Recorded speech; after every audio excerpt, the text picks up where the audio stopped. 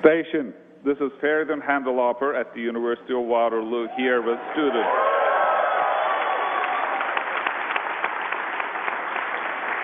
How do you hear me? Dr. Hamdalapur, I read you loud and clear. Welcome on board the International Space Station. How do you hear me? We read you loud and clear. I'm here with students. We're delighted to welcome you to the university. This mic. Up. I can see him from here. We're delighted to welcome you to the university. We have a group of students who are anxious to ask you questions, so we'll just get on with it. Our first student. Hi, Chris. My name is Rashmi Venkatesh. My question is, has the sensation of leaving Earth's protective field changed since your first trip into space? And can you describe your feelings, apprehension, wonder, or fear, as you left Earth's protective horizon on this mission?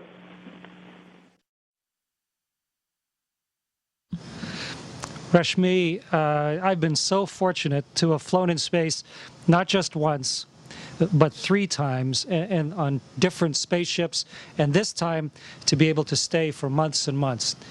I would say my apprehension was low. I was more concerned about not going to space than I was about going to space, because there are so many complexities in trying to safely leave Earth. I was also sort of the pilot of the Soyuz spaceship, and so a lot of eagerness to put all of that training into practice, to do all the things that so many people have prepared me to do. So it was with a great sense of buoyant energy and readiness that I left Earth's protective sheath, which is just outside that window, and launched up here to the space station a couple months ago. And I visited space twice before, but this time to live here, the richness of it, the ability and the time to absorb it and wonder about it and internalize it and think of it is magnificent. And so this is the difference between landing somewhere at an airport and taking off and getting off the plane and living there for a while. It's wonderful.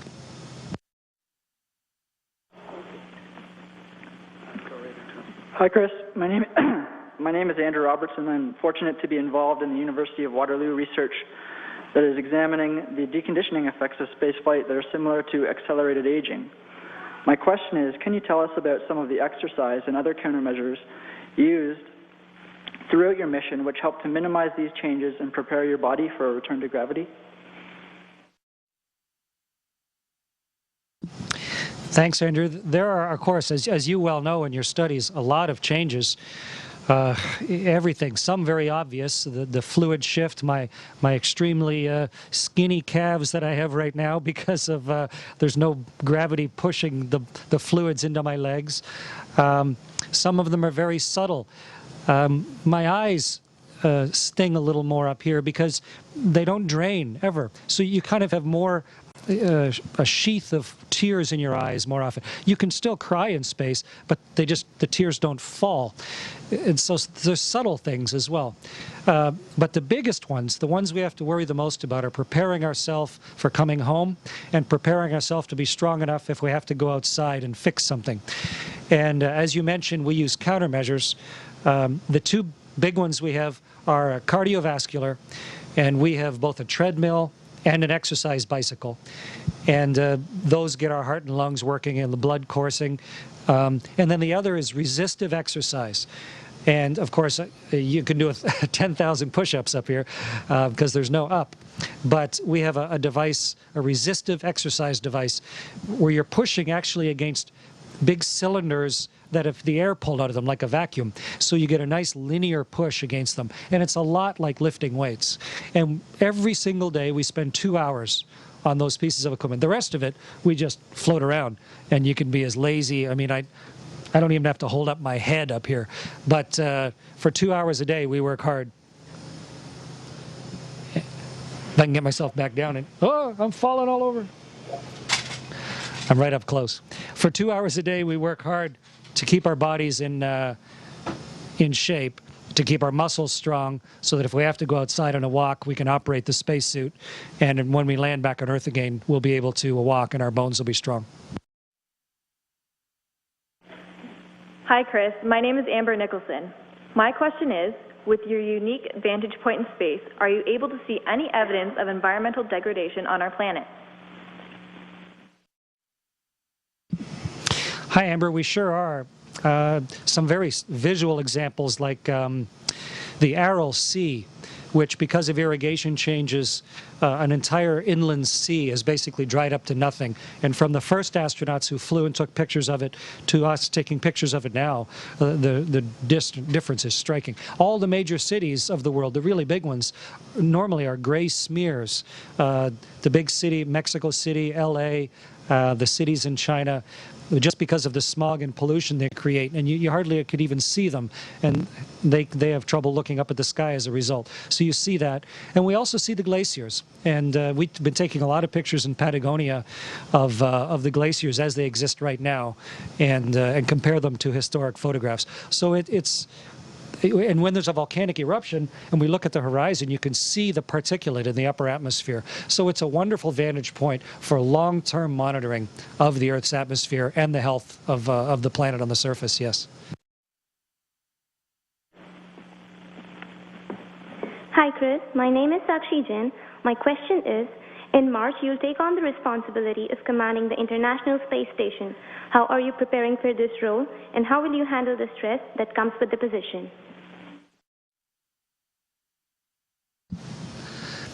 Sakshi, stress is kind of a human emotion that doesn't really come with a position. It's internal.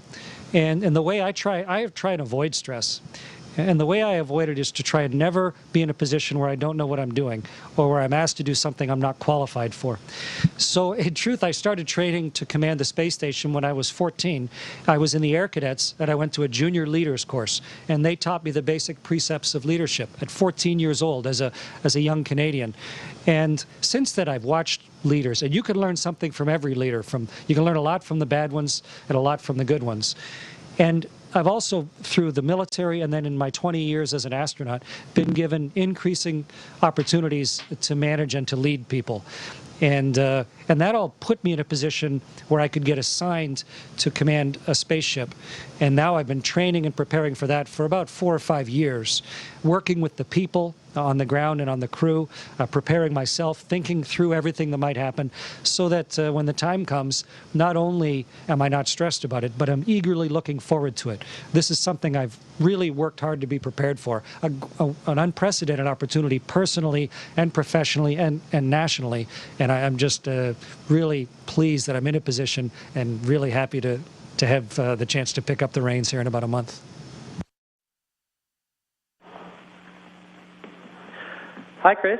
My name is Robert Henderson, and my question is, what is the most difficult experiment being conducted on the ISS during your mission, and what questions does it aim to answer?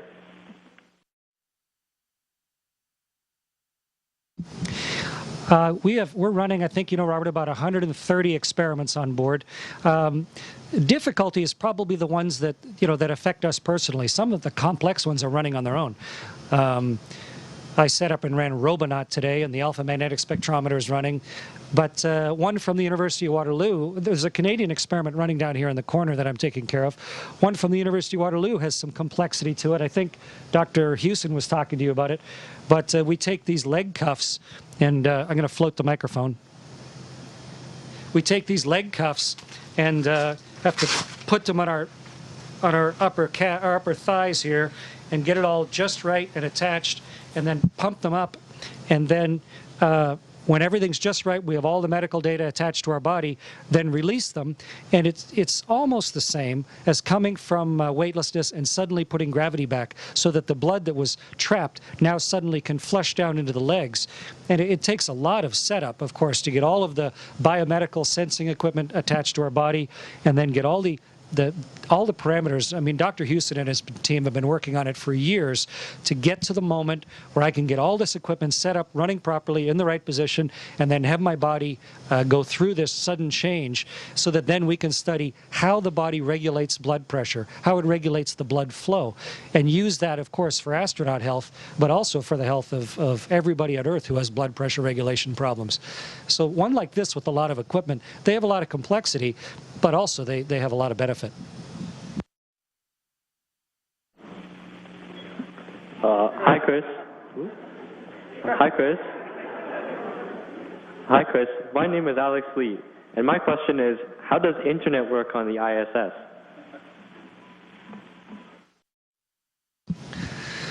It works really slowly, Alex, if at all. We don't really have internet, or just barely have internet on the space station, but we have multiple links to the ground. Some direct, just like a VHF radio. We have ham radio.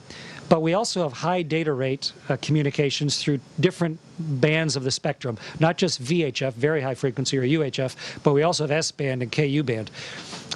Complex answer, but when we have KU band, it's a high enough data rate that we can bounce our signal off a geostationary satellite down to Earth, through all the ground relay sites, down to Mission Control in Houston, and then they take that signal and they hook it up to a computer that's sitting there like a mirror computer site down in Mission Control, so that when I tap on my keyboard up here, it goes through that long, long trail all the way down to that ghost computer on the ground, and that way I can access the internet. And that's how I can send messages on Twitter and do very slow functions. It's slower than dial-up, so I can't watch videos or anything, but it's good enough for just verbal and Twitter kind of data communication, and it's been a wonderful boon for me to be able to help communicate this experience to the ground. Hi, Chris. My name is Michael Goldring. My question is, did the transition from test piloting fighter jets make spaceflight a less daunting task?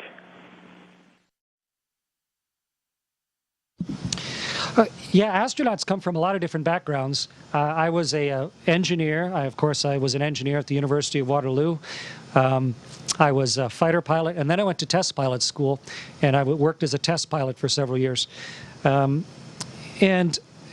an aerospace vehicle, just like the aerospace program that's at the University of Waterloo, trying to understand, you know, if you make the engine twice as big or the wings twice as long or whatever, what happens? How's the vehicle work? How do you build a control system with all of the appropriate filtering so that a vehicle will have the right handling qualities? All of that has been directly applicable to flying the shuttle and to flying the Soyuz. And then the complexity of a big spaceship like this one, it's really just a super expanded version of some of the airplanes I flew as a test pilot. So I think for anyone who wants to fly in space, flying is a big part of that. There's all the technical side of it, but I think it was a very good grounding, if you can use that word, for what I'm doing now. Hi, Chris. My name is Priyanka Patel. My question is, what feature on Earth's surface that's natural or man-made are you most surprised to be able to see? Priyanka, the thing I was most surprised to see were noctilucent clouds. These are they're not right on the surface, but they're pretty close. They're the highest clouds that exist that you can see visually. You can barely ever see them from the ground. But if you get just the right angle between the sun and the earth, and they happen to be there, you can see them. And I thought I was going to have to be some sort of scientist or super photographer to be ever able to take a good picture of a noctilucent cloud. Some people think they're a good indication of climate change, as we can track the changes of these noctilucent clouds. But about a month ago, one night just coming up in Australia, they were as clear as a bell. And I grabbed a camera and used what training I had and got some, I was shocked. They were just so crystal clear, these ethereal clouds that normally are completely invisible, but that are a vital part of our Earth's upper atmosphere. And I managed to be able to see them with my own eyes and get clear pictures of them. And those pictures may well be one of the most enduring legacies of our time up here, is the science that comes along with that surprising thing I saw down close to the surface of the Earth. Hi, Chris. My name is Nancy Soonteens. My question is, do you have any advice besides advanced education for those aspiring to become Canada's future astronauts?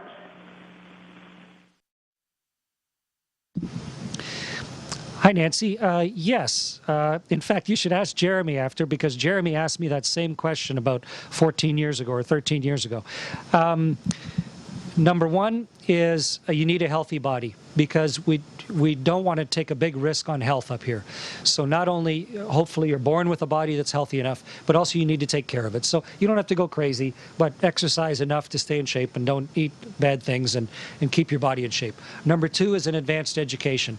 And not so much for the education. I mean, a technical education is important, but to proven ability to learn complex things. And of course, you're doing that at the University of Waterloo, tremendous school. And then the third thing is an ability to make good decisions when consequences matter. And where the result of your decisions either is life or death or big financial consequences or something like that. And when Canada and all the other countries are choosing astronauts, that's what they're looking for. Very healthy people who have proven they can learn complex things at a high level, but who can also make good decisions when they have to. And then that just gets it down to 500 people or so. And then they're looking for all the other things. What else have you done interesting in your life? Other languages that you speak? What else do you bring to the table? Can you play guitar? Are you going to be an interesting person to go to Mars with or not? So, but you guys are on the right track. At the University of Waterloo, that's a premier school in Canada, and the things that you're doing and learning there are setting you on the right track, not only to fly in space, but setting you up for life. Hi, Chris. My name is James Allen, and my question is, in your opinion, what is the greatest contribution that the International Space Station provides to the world, and is Asteroid Watch a part of that? We'll be watching for the asteroid a little later today. We weren't in a position to see that meteorite do all that damage in Russia. It's going to be very hard to see the asteroid. They did the math, and it's going to be less than a pixel for us to take a picture. So we may, with a time lapse, see it go by. But for the space station itself, of course, with all the experiments going on, it's very hard to predict when an experiment will have a breakthrough.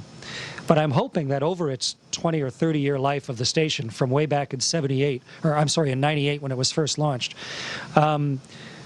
I'm hoping that there is some science that happens on here that is truly breakthrough. We sure are setting ourselves up for it.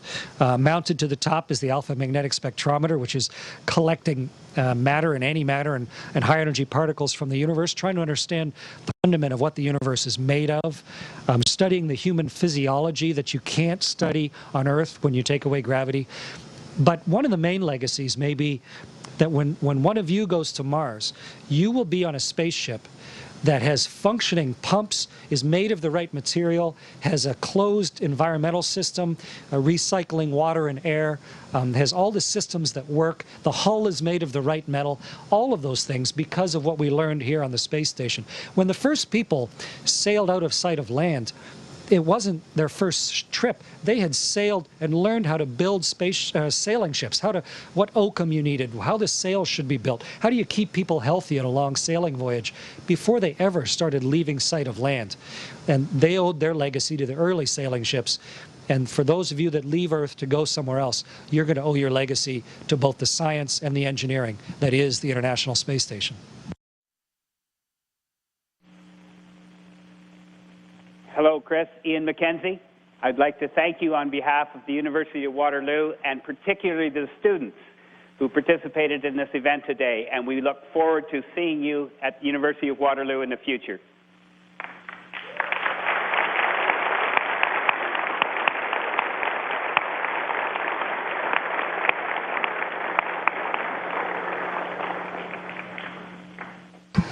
Dr. McKenzie, thank you very much. Thanks, everybody, for the great questions. I'm sorry if I didn't get to everyone's questions, but Jeremy's there, and he will be able to answer. Waterloo is a great school. My wife worked in Waterloo. I studied at the university. My son was born there. It's a great part of Canada, and I very much look forward to coming and visiting and really trying to take the time to tell you about this experience when I get back to Earth, landing in May and back to Canada this summer. So thank you very much. thank you, Jeremy, and everybody for supporting, and we'll talk to you all later. Bye from the International Space Station.